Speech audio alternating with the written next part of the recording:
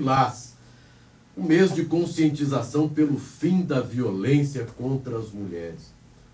Um assunto que em pauta, acho que toda a imprensa fala a respeito, mas e aí, a população está realmente se conscientizando, as mulheres estão tendo mais coragem de denunciar, conhecendo mais os seus direitos.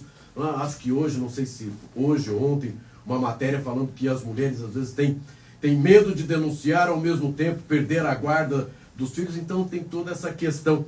Como é que está o trabalho da deputada Gleice Jane na Assembleia Legislativa, principalmente neste agosto lilás, que é o mês de conscientização pelo fim da violência contra as mulheres? Bom dia. Bom dia, meninos. Bom dia, menina também, né? Aqui tem meninos e menina. Bom dia a todos os ouvintes aqui. É um prazer enorme estar aqui mais uma vez, e em especial para debater essa pauta que é tão importante para as mulheres e para a sociedade, né? Olha, para nós, essa é uma pauta que a gente debate o ano inteiro, né? Então, agosto é o momento da campanha, o momento que a gente dá maior visibilidade, mas a gente tem uma preocupação com essa demanda durante todo o ano, porque a gente acompanha essas situações no estado inteiro, né? O ano inteiro, e é sempre muito desesperador, muito triste, né? Ver que a gente ainda precisa ter campanhas e falar com a sociedade sobre violência, sobre não violentar mulheres. É algo bastante preocupante. Mas você começa fazendo uma pergunta que eu acho que é fundamental, né? As mulheres têm medo. As mulheres têm medo de fazer uma denúncia. Quando elas chegam a fazer a denúncia, porque elas já estão encorajadas, porque elas já têm alguém que disse a elas, olha, estamos juntos, né? É difícil uma mulher chegar a essa decisão sozinha. E às vezes a dificuldade vem dentro da própria família, porque a violência doméstica ela é muito secreta também. Sim. Então, às vezes, a família não percebe o que está acontecendo, né? A violência psicológica, principalmente a gente percebe as marcas do corpo, né? As marcas físicas, mas quando chega numa marca física, você já tem todo um processo de violência psicológica que antecedeu esse processo. E o processo da violência psicológica deixa uma mulher muito fragilizada, né? Não só as mulheres, as crianças também, todo mundo que passa por situação de violência psicológica tem muita fragilidade. E uma das situações que deixa as mulheres com medo é justamente o medo em que os homens colocam sobre elas, né? Porque é sempre uma tentativa de negar a força dela, de dizer que ela não é competente, que ela não é capaz, que ela não vai conseguir, que ela pode perder os filhos. Então, é muito medo que é colocado realmente, e por isso ela acaba aceitando muitos processos, né, para não fazer, para não enfrentar. E por isso também que é importante a gente conhecer, saber como funciona esse processo da violência, para a gente ajudar as mulheres a saírem desse processo e para a gente não ter mais violência. Porque tem uma coisa que me preocupa bastante, que a gente, quando fala de violência contra as mulheres, a gente fala muito do aparato do Estado, né, das delegacias, que são frágeis, que o próprio Estado também é muito frágil. Às vezes as mulheres fazem a denúncia, mas mesmo com a medida protetiva, elas ainda estão correndo risco, é difícil chegar ao final de um processo, né? Violência quando é assédio e violência sexual é muito difícil de provar, então é muito...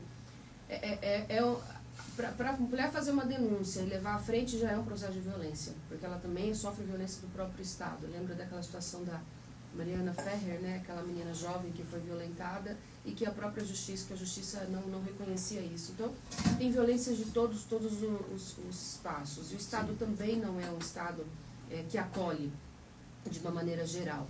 A gente vem reclamando, por exemplo, por delegacias 24 horas, delegacia especializada em atendimento às mulheres. E essas delegacias não estão no estado inteiro e elas não funcionam fora de horário comercial. Mas a violência não acontece no horário comercial. A violência acontece normalmente no final de semana, né? Deputada, com relação às comunidades indígenas, que eu sei que a senhora é bastante atuante, né, nessa questão, a senhora é de Dourados, né, conhece bem aquela região, principalmente, e a luta, né, dos indígenas aqui em Mato Grosso do Sul.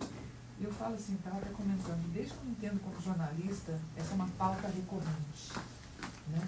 A demarcação, a pobreza, né, a miséria, não é nem mais pobreza, a miséria a que são submetidos esses irmãos nossos indígenas. O que precisa fazer para efetivamente, é complexa a questão, mas assim, entra governo, sai governo, entra deputado, sai deputado, a briga continua, a luta continua.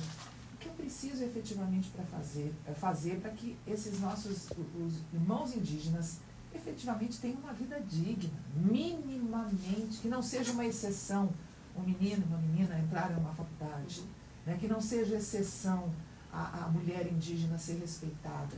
O senhor estava falando de violência doméstica, né?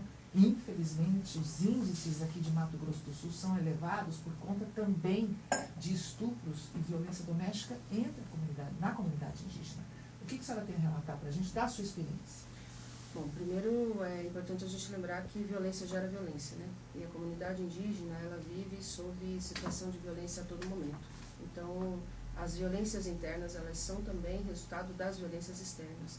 Como você mesma disse, Carmen, traz aqui pra gente, a comunidade vive sob uma situação de violência do Estado a todo momento. É uma comunidade completamente desprotegida, uma comunidade sob situação de miséria, não tem perspectiva, não tem expectativa, e assim, tem um monte de situações que leva ela à violência interna dentro da comunidade. Então, acho que é importante a gente dizer isso, porque tem bastante gente que fala, olha, a violência não faz parte da cultura Guarani Kaiowá. Então, por que existe tanta violência? Nós precisamos compreender esse processo também. Eu avalio que isso é resultado da violência que a comunidade sofre, de modo geral, do Estado. Agora, você faz uma pergunta importante. Como que a gente pode trazer soluções para resolver essa situação de uma vez por todas? Primeira situação, assim, primeiro entender que o primeiro violador dos direitos dos povos indígenas é o Estado brasileiro. E quando eu falo Estado brasileiro, eu não estou falando de um governo ou de outro, estou falando do Estado de uma maneira geral. É o Poder Executivo, o Poder Legislativo e o Poder Judiciário. A gente começa esse processo, especial aqui no Mato Grosso do Sul, porque eu sei que no Brasil tem outras situações diferentes, mas aqui no Mato Grosso do Sul, a gente tem na década de 50, né, a Marcha para o Oeste, em que o governo pega as terras indígenas e distribui para não indígenas. Então, expulsa os indígenas dos seus territórios. Em Douradina, onde eu estou acompanhando, a comunidade traz isso muito nas suas memórias afetivas, de geração para geração. E elas falam, olha, em 1930 começou a chegar aqui pessoas oferecendo, e eles contam até uma história de que chegavam lá e ofereciam panelas em troca de terras, né? E eles disseram, não, a gente não vai sair daqui, esse é um território nosso, né? E muito porque a comunidade indígena, ela não entende a terra como dela, ela entende que ela é da terra. É o processo inverso, né? Para nós não, nós compramos a terra e a terra passa a ser nossa. Para o indígena não. O indígena não compra e não tem nenhuma relação comercial. O indígena é da terra, é a natureza. Eles falam muito isso, nós somos a natureza, nós pertencemos a esse espaço. E por isso tem uma relação muito sagrada, né? Essa relação muito religiosa também com aquele território.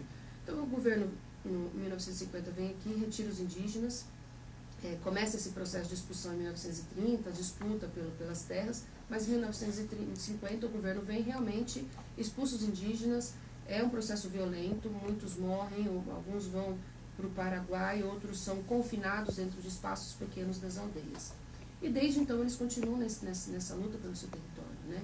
Em Douradina é um exemplo muito evidente disso, porque desde 1950 eles estão na luta por retomar o seu território. Em 1970, a FUNAI chegou a fazer um processo demarcatório, demarcou 2.000 hectares, e depois disso os proprietários ao redor foram lá derrubar os marcos, deixou os indígenas de novo em 360 hectares, que é o máximo que eles conseguiram até agora, e em 2005 eles retomam de novo para a luta, para tentar recuperar isso, conseguem nesse processo da luta uma garantia da delimitação dos estudos, e foi nos estudos demarcados, então delimitados, né, porque ainda não foi demarcados, 12.196 hectares. Então, assim, é uma luta que começa há muitos anos, que nunca deixou de existir, né, dos povos indígenas, mas que o Estado sempre foi opressor. Então a gente precisa, o Estado precisa sentar todos os poderes e querer resolver, né? E querer resolver é equilibrar as forças e garantir a demarcação dos territórios indígenas. Sem demarcação, Carmen, nós não vamos ter solução, porque a comunidade indígena, ela entende que o território é sagrado. Então qualquer decisão do Estado não interfere na sua decisão de voltar para o seu território. Então por isso é preciso a demarcação. Deputada, o Augusto Lilás coloca uma série de palestras e reflexões, e o Mato Grosso do Sul começa a desenhar um sistema, né, de proteção à mulher, assim, a partir das casas da mulher. Tem Campo Grande, vai ter em Dourados, Corumbá e Ponta Porã, se eu não me engano. Como é que a senhora avalia essas políticas públicas? A senhora já falou que o Estado muitas vezes é frágil, mas o que a senhora coloca de esperançoso, não sei se é a palavra esperançoso, enfim, né, você entendeu, no horizonte, e o que é preocupante? Quais são os pontos de... Os governos têm gasto mais com essa política pública, já que ela tem uma coisa transversal? A tua expectativa é que na eleição municipal, a violência contra a mulher, as políticas públicas, promoção, também coisas, né, digamos assim, que exaltem essa coisa da convivência, ocupe um lugar interessante no debate, só ter essa expectativa que a gente pode isso na questão local também? E se a Sala Lilás hoje, né, presta o atendimento de excelência onde não tem as delegacias especializadas? Sim, as salas Lilás, elas são fundamentais porque elas são lugares de acolhimento das pessoas, né, dentro do espaço da saúde, onde as pessoas chegam lá com situação de violência, elas precisam ser atendidas.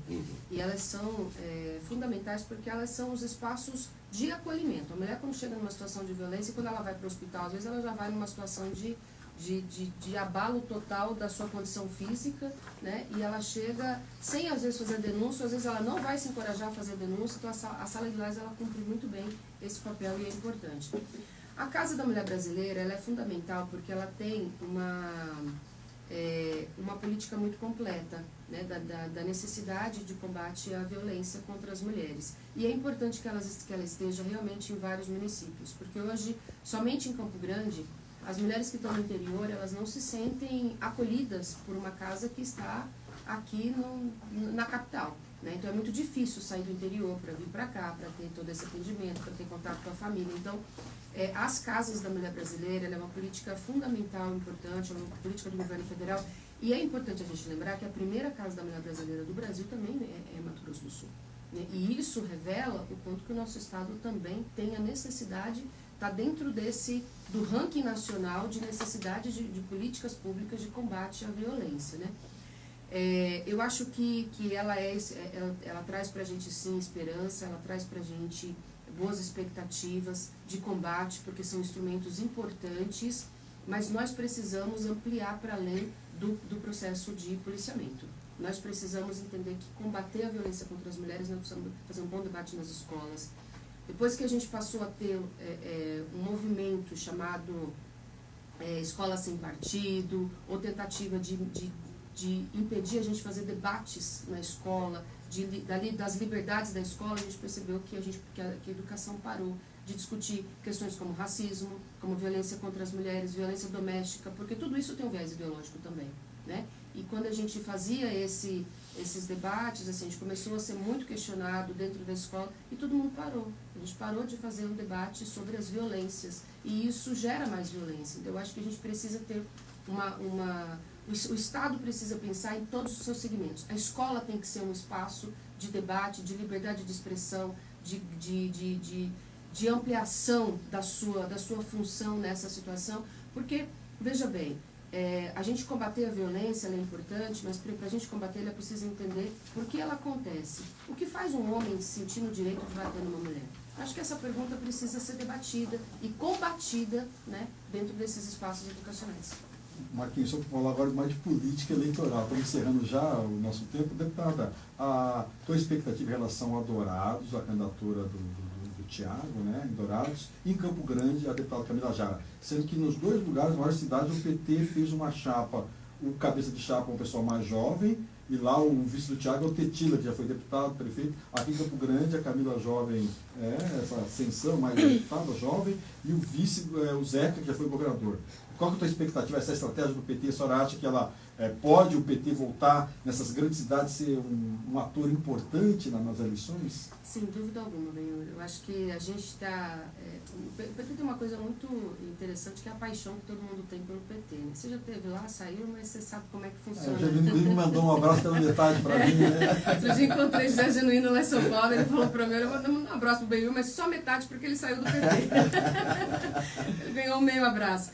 Mas assim, a gente tem uma preocupação muito grande com o futuro também do partido, né? Então, esse processo que a gente viu, tanto esse movimento, tanto do Tetila em Dourados como do Zeca aqui, é um processo de continuidade, né? Do partido, de fortalecimento das lideranças jovens. E isso tem um papel importante internamente, porque isso mobiliza demais a militância. E a gente sabe que o PT funciona muito também dentro dessa lógica de mobilização da militância, da paixão das pessoas que estão dentro do partido, dentro do projeto que a gente sempre tem para apresentar. Então eu estou muito animada e com muitas expectativas de que a gente venha a sair grande desse processo, né? E olha que uma vitória, porque eu acho que a gente tem condição ainda de crescer e de conquistar aí um espaço importante nesse processo eleitoral.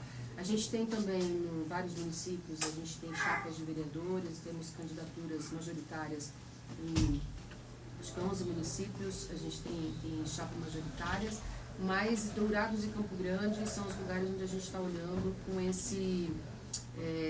essa expectativa de que a gente vai fazer um bom debate e que a gente tem condição de crescer bastante ainda. Agradecer à deputada estadual Gleice Jane pela presença aqui no programa Tribuna Livre, por esse bate-papo, esses esclarecimentos. Parabéns pelo trabalho na Assembleia Legislativa, representando o povo sul-mato-grossense e representando também as mulheres neste mês de agosto, o Agosto Lilás, mês de conscientização pelo fim da violência contra as mulheres. Parabéns mais uma vez, muito obrigado pela presença aqui no Tribuna Livre. Marquinhos, eu que agradeço essa oportunidade de estar aqui fazendo esse debate, conversando com a sociedade, é sempre muito importante, esclarecendo. E para finalizar, eu quero aqui só deixar também essa reflexão. Nós iniciamos aqui falando sobre o Agosto Lilás, e é importante que a gente reflita sobre os motivos que faz uma pessoa se achar no direito de violentar outra, né? Eu acho que é importante a gente refletir sobre isso para a gente poder desmontar, conversar. A gente precisa conversar com os filhos, a gente precisa conversar com as amigas, conversar com os amigos e desmontar essas relações de poderes, porque a gente dialogando, conversando, enfrentando, a gente consegue construir uma sociedade mais justa, mais amigável, uma sociedade onde a gente não tenha medo, né, medo de sofrer violência, e a gente tenha um Estado também mais protetivo, né? Eu acho que o Estado protege na medida em que a gente construa políticas de prevenção também à violência. Então, um grande abraço aqui para vocês, um grande abraço a todos os ouvintes que estão aqui agora nos acompanhando, e sigamos aí lutando sempre em defesa de dias melhores para a população sul-mato-grossense. Com toda certeza. E com essa mensagem